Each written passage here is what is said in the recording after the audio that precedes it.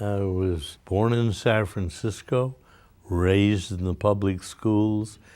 My father was a doctor. My mother was a housewife. And they just said, think, watch, listen, and that's what I did. I owe a lot to the University of California for virtually giving me a free education.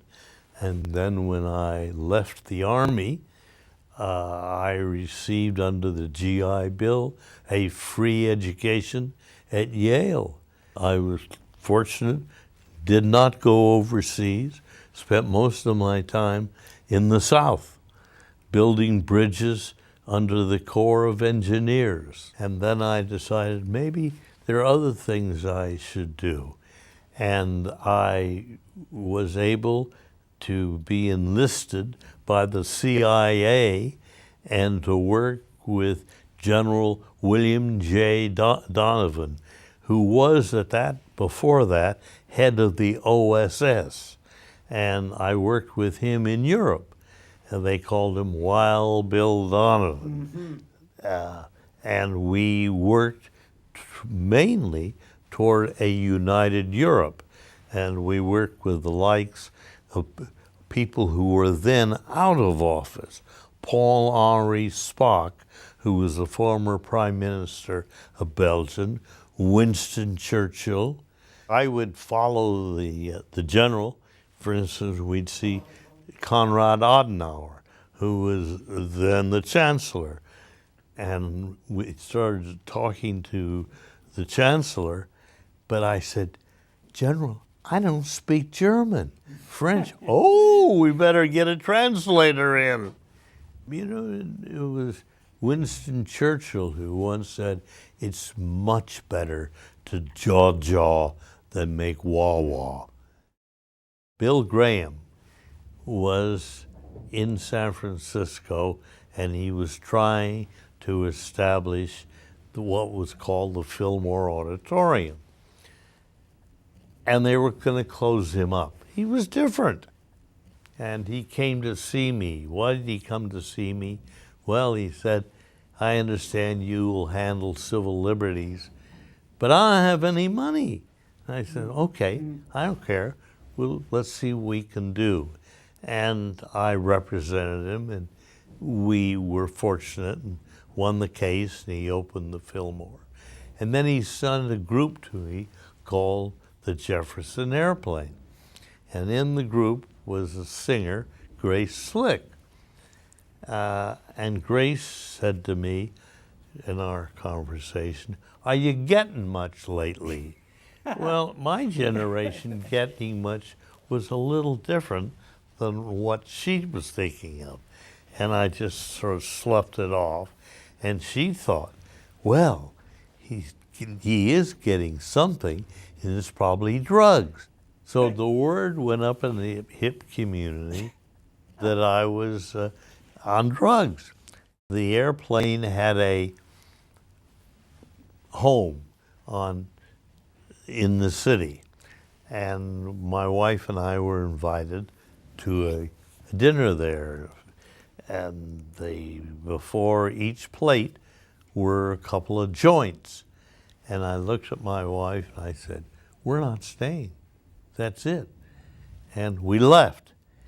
And the reason I wasn't staying, I didn't want to raid, and then whatever reputation I had would be blemished by being a drug taker. So I left, and people said, then he isn't turning on with drugs. He's kind of straight. And then along came a group called the Grateful Dead. And I didn't turn on with them either. But I represented all these groups as they got into problems, and there were problems. Problems not only with people trying to take advantage of them economically, but as far as drugs and others are concerned. I first said to Eldridge Cleaver, I don't like you, and I don't like what you do, but I'll stand up for you. And the same with Angela Davis.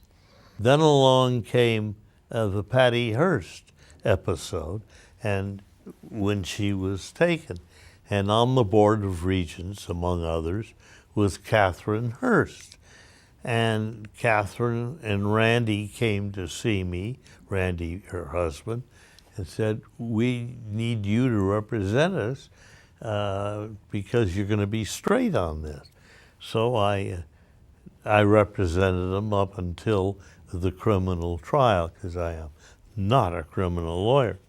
But as a result, then people started saying, hey, maybe he isn't so left-wing. When you consider there were this group of us, Cecil Poole, who was African-American, who subsequently became a United States District Judge, then the United States Court of Appeals Judge, C.K. McClatchy, who became a very close friend, and C.K. was head of the McClatchy newspaper chain. And as a result, Cecil later on asked me to be the first outside member of the family to go on the board of the newspaper chain. Well, California was then an affluent society, and we were going to build upon that. And as a result, we were able to get through a water bill. We were able to get through fair employment practices, and all of these measures that people were willing to accept. Why? Because it didn't bother them in their own damn backyards. The University Regents used to be, as they would say, the College of Cardinals.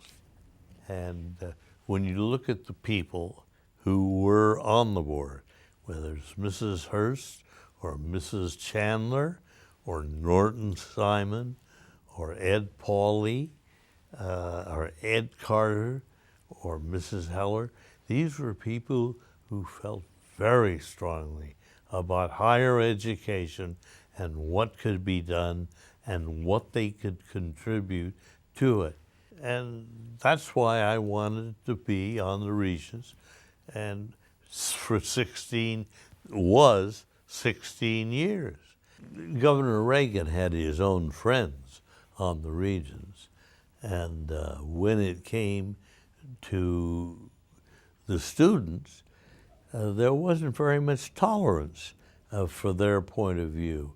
And at times I couldn't blame him. The words that were thrown about, I once got so mad at the governor, I called him a menopause Cary Grant. I shouldn't have. But I didn't apologize. I had friends on the media, certainly the McClatchys, the Hearsts, and I represented for all his time a columnist, Herb Cain. And Herb was my friend, and we'd slip in a few things which helped a great deal. Well, I now serve on the board of the Corrett Foundation. And I think that in many ways we can do good, not by making an enormous gift, but to jolt things along. It's up to all of us who believe in education and to join together, or at least move forward to support the things that we believe in. To use an old expression, join the Goya Club. What's that? Get off your ass. Mm-hmm. That is, you have to earn a living, of course, but there are other things in life besides that. Find them, whatever they may be, and do something.